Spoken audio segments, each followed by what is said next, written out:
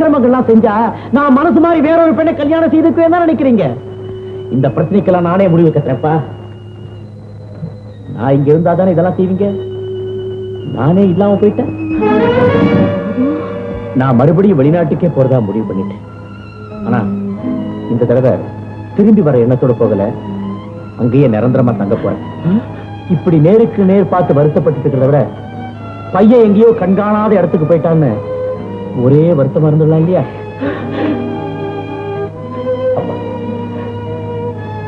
இன்னும் 10 நாள்ல நான் கூட விட்ட போயிடுவேன். அதுக்கப்புறம் உங்களுக்கு எனக்கும் எந்த விதமான சம்பந்தமும் கிடையாது.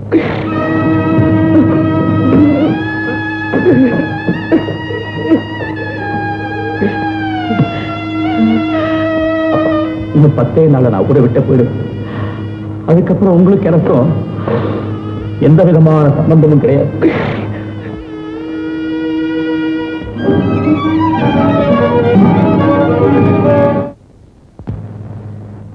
ஐயா ஐயா, பாபு ஐயா இல்லைங்களா? எதுக்கு? நாளை காலையில் அவர் ஊருக்கு போறாரா? பிளேன் டிக்கெட் வாங்கியாரு சொன்னார்.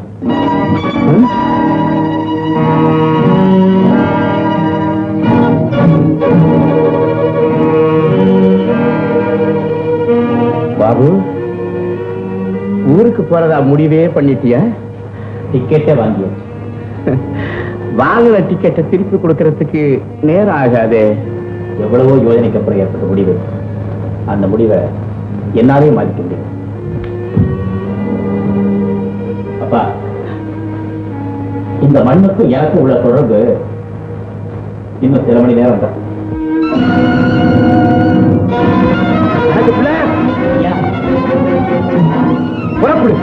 கோயிலுக்கு இந்த நாட்டுல ஆமா சாமி கும்பிட இல்ல, சாவி சிலையை உடைக்க. சாவி சிலையை மட்டுமல்ல, கோயிலையே உடைச்சு சுக்கு நூறாக்க. புறப்படு, பண்ணை அட்களை எல்லாம் சுட்டிட்டு கோயிலுக்கு போ. சொன்னதை மகமாயி, உன் மேல வச்சிருந்த அளவு கிடந்த நம்பிக்கையினாலதானே என் அந்தஸ்துக்கு தகுதி இல்லாத பூசாரி மகளை என் மகனுக்கு கட்டி வைக்க முடிவு பண்ணி உன்கிட்ட உத்தரவு கேட்டேன். உத்தரவு கொடுக்கல. அதை மீறி செஞ்சா என் மகனுடைய உயிருக்கு ஆபத்து ஏற்படுமேனு பயந்துதானே பிரிச்சு வச்சேன். இப்போ என் மகனை என்கிட்ட இருந்தே பிரிக்க பாக்குறியே, நீ ஒரு கடவுளா? உனக்கு கோயில் ஒரு கேடா? அந்த கோயிலையே இடிச்சு சொக்கு நூறாக்கிறேன்.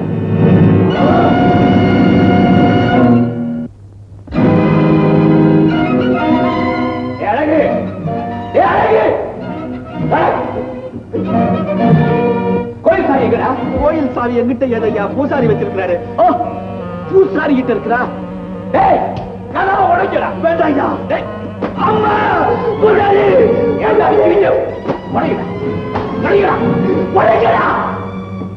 பாபு, கடைசி முறையா சொல்றேன், நீங்க ஊரை விட்டு போறதுனால குழப்பமெல்லாம் தீர்ந்துருவா போகுது. தயவு செய்து பிரயாணத்தை நிறுத்துங்க பாபு, பிளீஸ் பாபு. முடியாது கமலா, நான் ஊரை விட்டு போறதுதான் எல்லாருக்குமே நல்லது.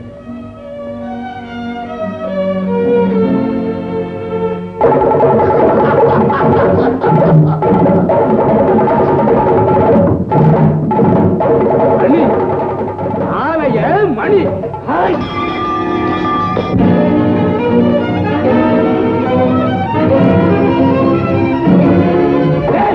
இந்த கதவையை உடைக்கலாம். என்ன பேசாம இருக்கிறீங்க? பயந்துட்டீங்களா? வேடி பத்துங்களா? கேட்டுட்ட கொடுக்குறா. கொஞ்சம் சாந்தமா இருங்க, அவசரப்படாதீங்க.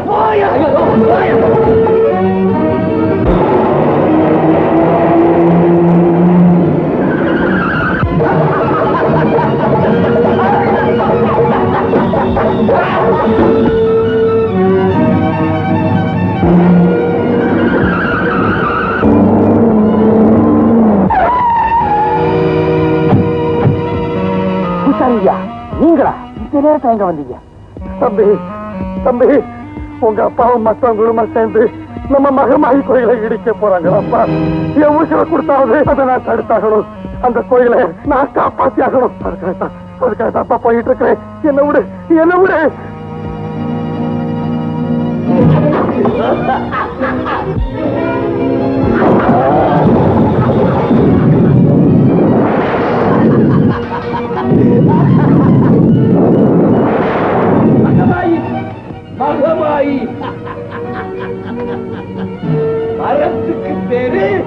மகமாய் கல்லுக்கு பேரு கடவுள். ஒளி கொடுக்க என்ன பாக்குறேன்? ஏன் இவ்வளவு கோபமா வந்திருக்கிறானேன்னு பாக்குறியா? மகமாயி மகமாயி, உன்னையே நம்பி இருந்தனே, எனக்கு கிடைச்ச பலன் ஒரே ஒரு மகனே என்கிட்ட இருந்து பிரிச்சுட்டியே. நியாயம்தானா? இது நியாயம்தானா? நீ இருக்க இங்க இடம் இல்ல, உனக்கு குடி குடிக்க விளக்கு இல்ல, பூஜை செய்ய மணி இல்ல, எதுவுமே இல்ல. ஏன் நீ ஏன் இருக்க போறதில்ல? உன்னையே தூக்கி போட்டு உடைச்சு சுக்கு நூறாக்க போற.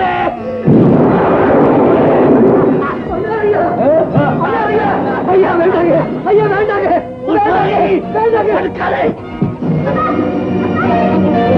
பண்ணாரியா பண்ணாரியா, நான் சொல்றத கேளுங்க ஐயா, நான் சொல்றத கேளுங்க ஐயா.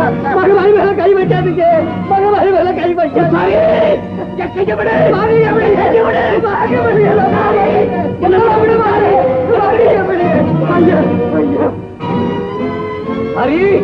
தடுக்காதே, அப்புறம் என் கோபம் வேற மட்டுமில்ல, உன்னையும் என்ன கொன்னுடுங்க ஐயா, என்ன கொன்னுடுங்க. அம்மனை மட்டும் ஒண்ணு செய்யாதீங்க ஐயா, என் தெய்வத்தை தொடாதீங்க ஐயா, தொடாதீங்க. தெய்வம், பெரிய தெய்வம்,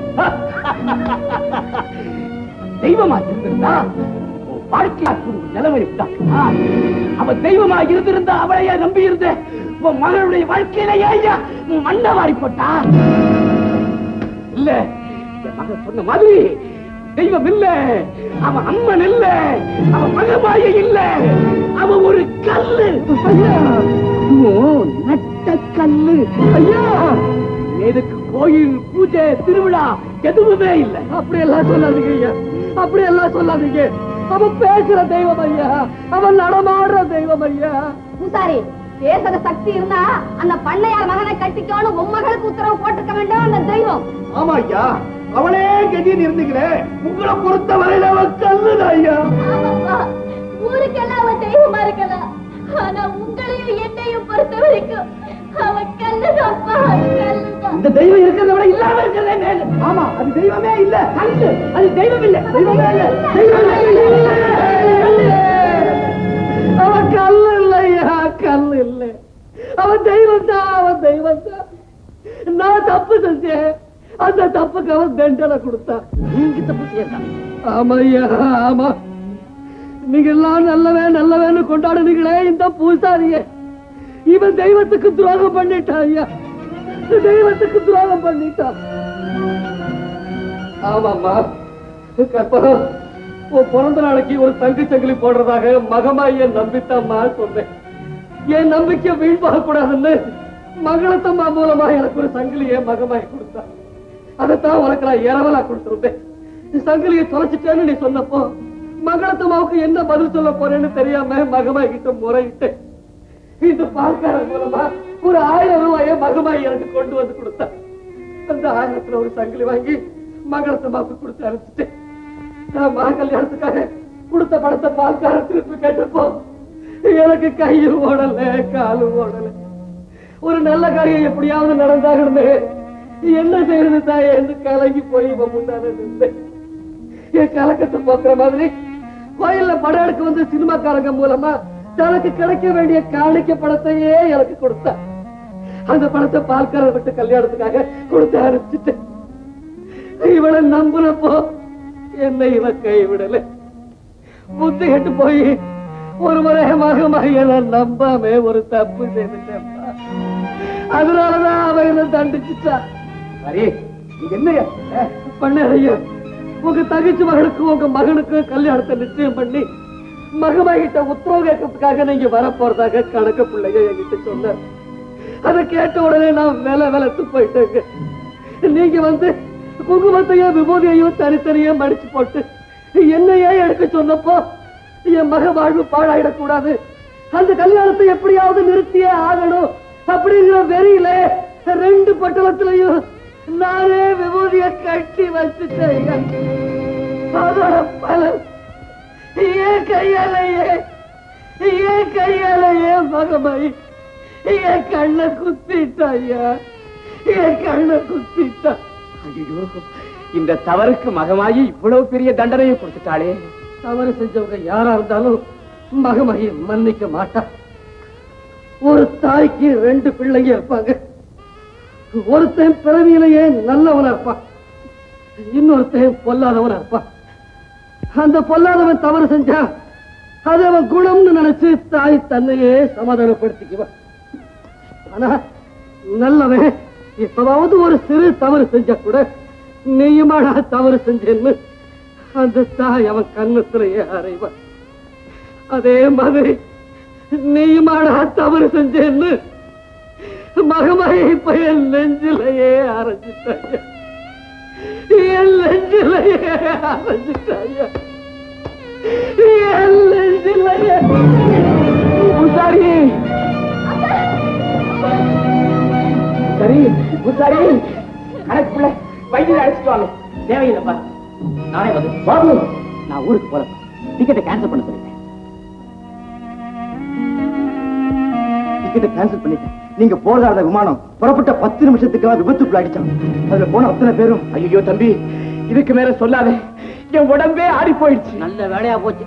தம்பி பிரயாணத்தை நிறுத்தி தம்பியை காப்பாத்துனது அந்த மகமாயி தாங்க. மகமாயை காப்பாத்தலையா? இது வரைக்கிற பூசாரி இவர் தான் காப்பாத்திருக்காரு. அந்த மகமாயிதான் இப்படி ஒரு சந்தர்ப்பத்தை ஏற்படுத்தி உங்க பிரயாணத்தை தடுத்து நிறுத்தியிருக்கிறார்.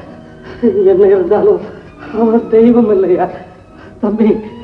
நான் சொல்றபடி நீங்க தெய்வத்தை கும்பிட வேண்டாம், கற்பூரம் காட்ட வேண்டாம், ஆராதனை செய்ய வேண்டாம். நமக்கும் மேல ஒரு சக்தி இருக்குன்னு நம்பினா போதும். அந்த நம்பிக்கையே ஒரு காலத்துல உங்களுக்கு பக்தியா மாறிடும். ஐயா,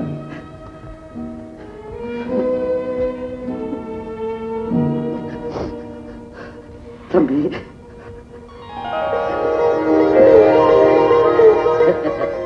முதலாளி, நான் அடிக்கடி சொல்லுவேன் தெரியுமா, நம்ம போடுற கணக்கு வேற, நமக்கு மேல ஒருத்தன் இருக்கிறான் அவன் போடுற கணக்கு வேறன்னு சொல்லுவேன். கவனம் இருக்குதா? இப்ப அதுக்கு என்ன என்ன ஐயா, அதான் தம்பி மனசு மாறி போச்சுட. தம்பிக்கும் பூசாரி பொண்ணுக்கும் கல்யாணத்தை முடிச்சிட வேண்டியது தானே. பாபு, கற்பகம், பூசாரியா, உங்களை மகமாய் காப்பாற்றுவா, உங்களை மகமாய் காப்பாற்றுவா. அகிலமே தாவிளங்கும் அம்மனார்